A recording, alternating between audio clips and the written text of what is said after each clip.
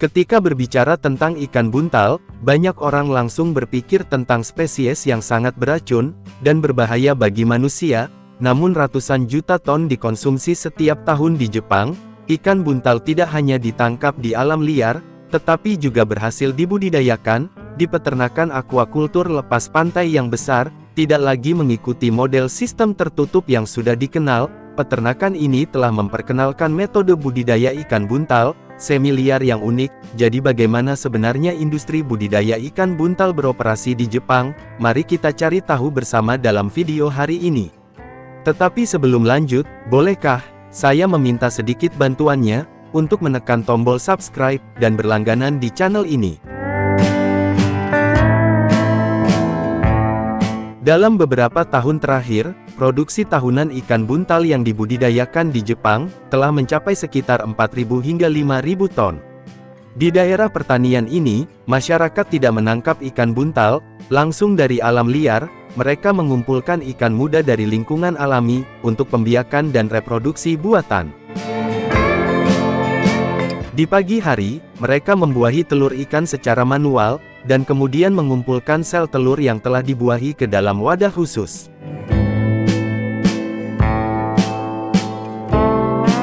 Telur yang telah dibuahi kemudian ditempatkan ke dalam tangki inkubasi, yang dilengkapi dengan sistem pasokan air yang berkelanjutan, memastikan suhu dan kadar oksigen optimal untuk perkembangan yang tepat.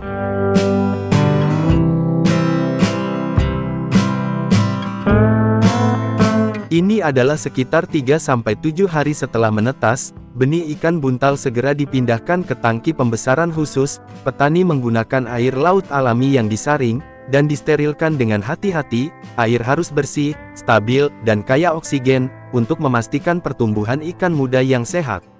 Makanan mereka terdiri dari pelet industri yang dicampur dengan tepung ikan, bubuk rumput laut, atau bubuk moluska.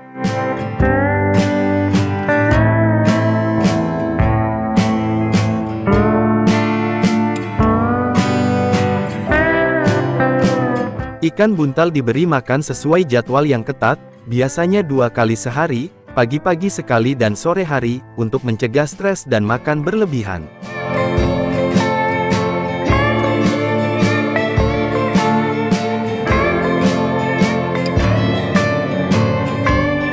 Salah satu ciri unik dari spesies ini adalah masa pertumbuhannya yang panjang, memakan waktu rata-rata 18-20 bulan, untuk mencapai berat yang dapat dipasarkan sekitar 800 gram per ikan.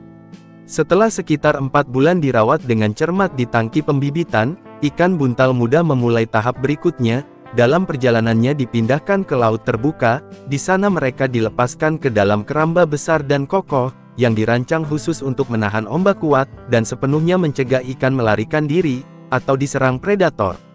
Setiap keramba biasanya menampung sekitar 3.000 hingga 5.000 ekor ikan, dengan kepadatan penebaran yang diperhitungkan secara cermat. Pastikan ruang berenang yang luas memungkinkan ikan tumbuh secara alami, dan sehat.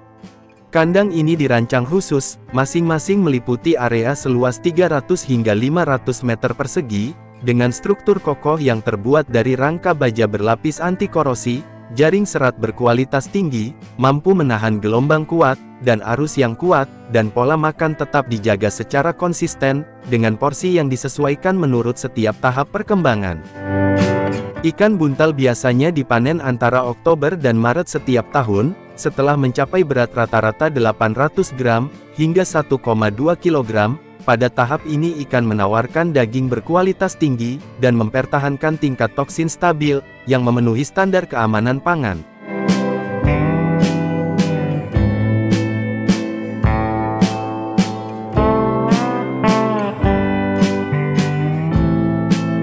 Ikan buntal diangkut ke laut menggunakan truk tangki khusus, wadah besar yang dirancang khusus dengan sistem kontrol suhu air berkelanjutan, dan pasokan oksigen.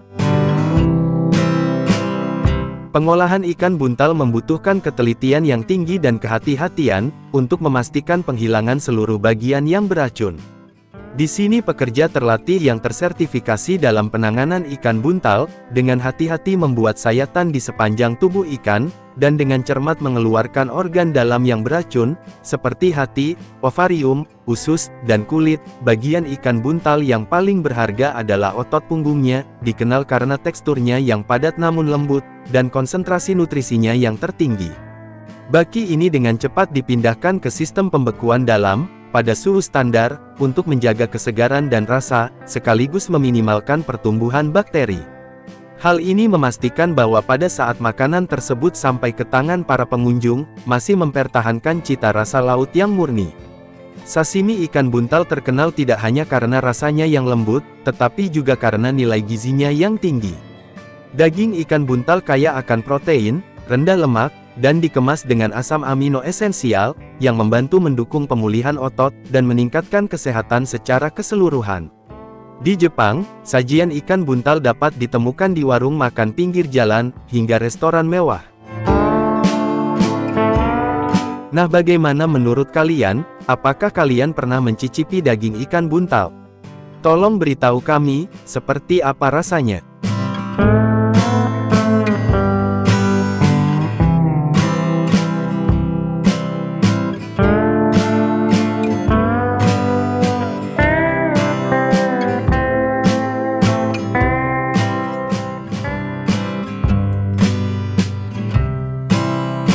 Kanguru bukan hanya simbol ikonik Australia, tetapi juga spesies yang berkembang biak begitu cepat, sehingga jumlahnya jauh melebihi populasi manusia.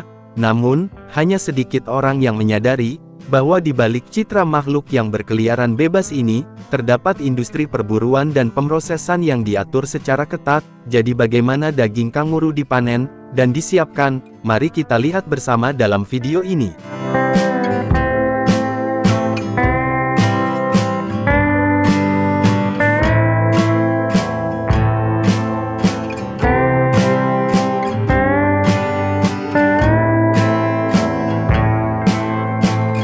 Kanguru bereproduksi dengan cepat, dan hampir tidak memiliki predator alami, yang menyebabkan ledakan populasi di Australia. Untuk mengendalikannya, pemerintah mengizinkan perburuan, tetapi dengan peraturan yang ketat.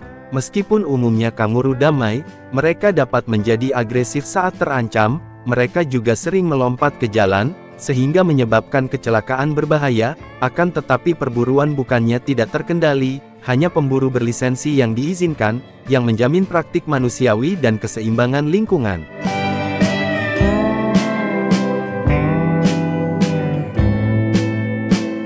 Perburuan kanguru di Australia sebagian besar dilakukan pada malam hari, saat hewan ini paling aktif. Pemburu berlisensi menggunakan kendaraan khusus, yang dilengkapi dengan lampu sorot yang kuat, untuk memindai padang rumput yang luas, dan mengidentifikasi target dalam kegelapan.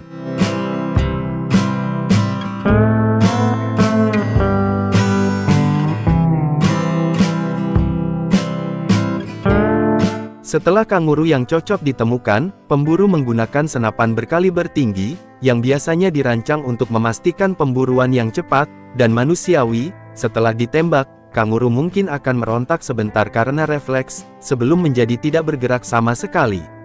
Proses pemburuan berlanjut sepanjang malam, dengan para pemburu bergerak melintasi berbagai daerah, untuk mengendalikan populasi kanguru, sesuai dengan kuota yang ditetapkan pemerintah.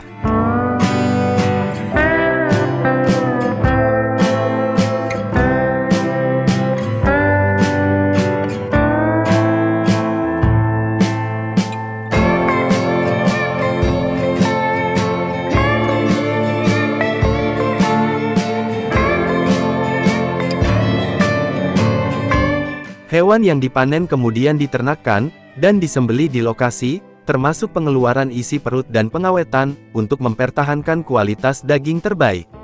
Setelah selesai, kanguru diangkut ke fasilitas pemrosesan, di mana dagingnya disiapkan untuk tujuan komersial atau ekspor.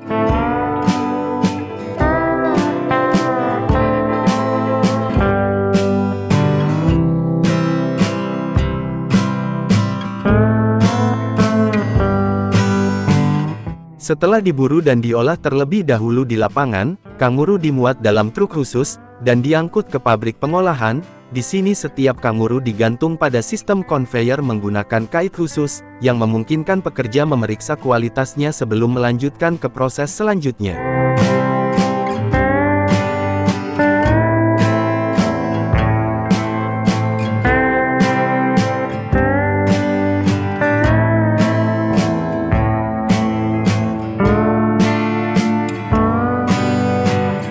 Selanjutnya para pekerja mulai menyembelih daging menggunakan pisau tajam, untuk memisahkan potongan-potongan yang berbeda, membuang tulang, urat, lemak berlebih, dan hanya menyimpan daging tanpa lemak berkualitas tinggi.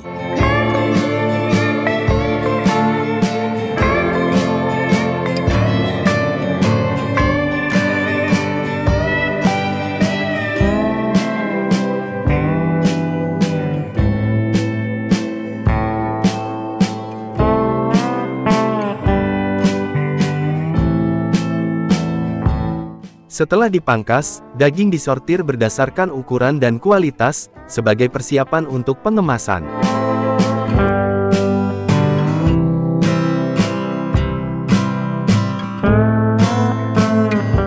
Daging kanguru kemudian dimasukkan ke dalam kantong beku, untuk memperpanjang masa simpan. Setelah penyegelan vakum, daging dikemas sesuai berat standar, dan siap didistribusikan.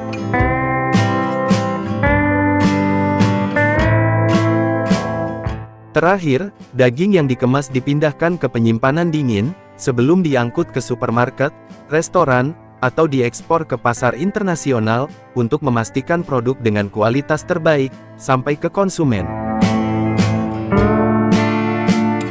Nah, bagaimana pendapat kalian tentang kanguru? Dan bagi kalian yang sudah pernah mencicipi daging kanguru, beritahu kami seperti apa rasanya.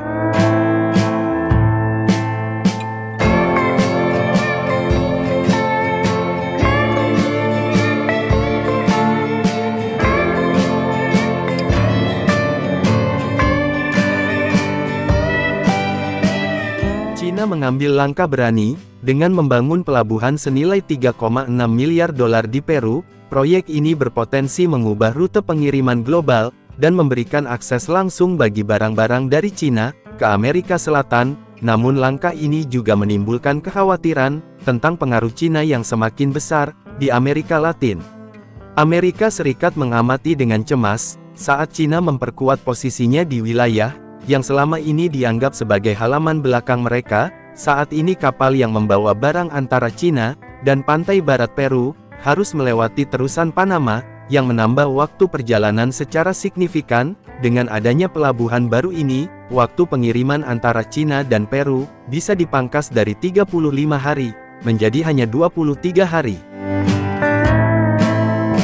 Pelabuhan Chancai yang sedang dibangun, menjadi salah satu proyek infrastruktur paling ambisius, dan kontroversial dalam dekade ini. Proyek ini dapat mengubah aturan perdagangan global, dan mempengaruhi keseimbangan kekuatan di kawasan tersebut. Saat ini, perusahaan milik China, COSCO Shipping, sedang berlomba untuk menyelesaikan pelabuhan ini, yang mereka sebut sebagai Shanghai Amerika Selatan. Pelabuhan ini dirancang untuk mempercepat pengiriman, yang selama ini dikendalikan oleh Amerika Serikat, memangkas waktu perjalanan antara Asia dan Amerika Latin hingga 2 minggu. Pertanyaan yang muncul adalah, apakah proyek ini akan menguntungkan Peru, atau justru menjadi langkah strategis bagi China, untuk memperluas pengaruhnya di kawasan tersebut? Pembangunan pelabuhan Chancai dimulai pada tahun 2008, ketika Peru pertama kali menyadari perlunya pelabuhan yang modern, untuk meningkatkan perdagangannya. Proyek ini berpotensi menjadi titik balik bagi perdagangan Pasifik, tetapi tantangan dan dampaknya masih perlu dianalisis lebih lanjut. Proyek tersebut awalnya hanya ada di atas kertas, tanpa perkembangan menuju konstruksi nyata. Namun China meluncurkan inisiatif sabuk dan jalan yang ambisius, yang menargetkan Amerika Latin, sebagai langkah berikutnya dalam strategi perdagangan global mereka. Pada tahun 2019, mereka menemukan peluang yang sempurna di Chancai, sebuah kota nelayan kecil, yang terletak 60 km di utara kota Lima. Kota ini memiliki pelabuhan yang luas dan sangat potensial. COSCO Shipping melihat peluang ini, dan mengakuisisi 60% saham dalam proyek tersebut, seharga 1,3 miliar dolar, menyuntikkan modal dan keahlian teknis yang diperlukan untuk melangkah maju. ini menandai fase pertama dari rencana pembangunan multitahap, namun disinilah situasi menjadi rumit. Amerika Serikat telah lama menganggap Amerika Latin sebagai halaman belakang mereka, dan tiba-tiba pembangunan Cina yang menjadi Shanghai Amerika Selatan, muncul tepat di depan pintu mereka. Washington merasa terancam, sementara itu Peru terjebak dalam tarian rumit antara dua negara adidaya. Konstruksi pelabuhan dipercepat, setelah COSCO Shipping terlibat. Fase pertama mencakup pengerukan pelabuhan hingga kedalaman 17 meter, untuk menampung kapal-kapal besar, pembangunan pemecah gelombang untuk melindungi pelabuhan dari arus laut, dan pengembangan terminal peti kemas awal. Meskipun menghadapi tantangan akibat pandemi COVID-19, konstruksi terus berlanjut hingga tahun 2020 dan seterusnya. Pada tahun 2023, infrastruktur dasar pelabuhan mulai terbentuk, dengan peralatan khusus yang tiba dari Cina untuk pemasangan.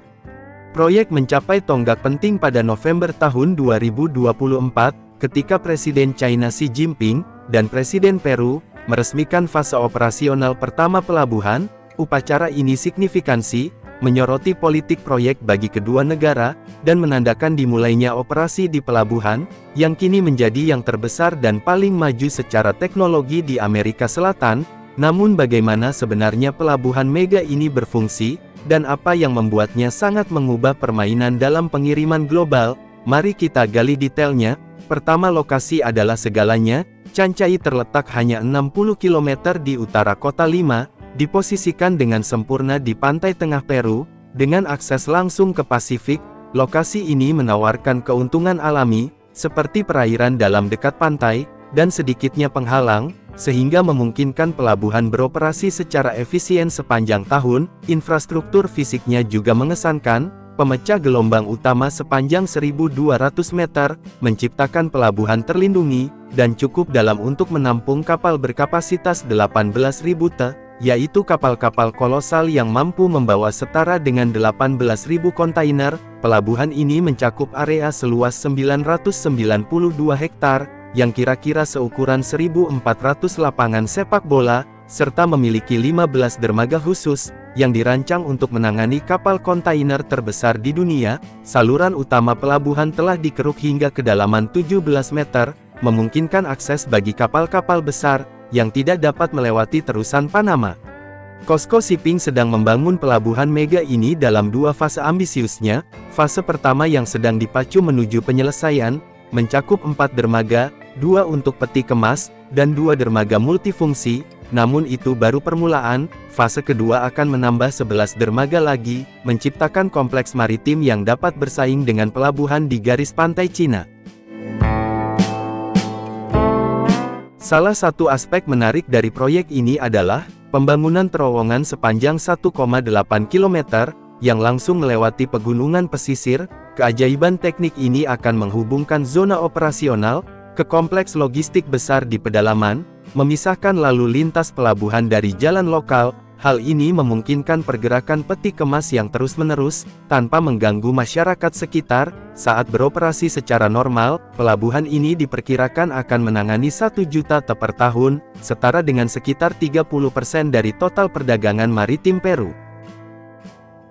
Setelah semua fase konstruksi selesai, kapasitasnya akan meningkat menjadi 3,5 juta TEU per tahun, menempatkannya di antara pelabuhan dengan kapasitas tertinggi di pantai Pasifik Amerika Selatan. Otomatisasi adalah langkah selanjutnya dalam pengoperasian pelabuhan ini. Pelabuhan akan dilengkapi dengan kren bertenaga AI, yang dapat memuat dan menurunkan kontainer tanpa operator manusia.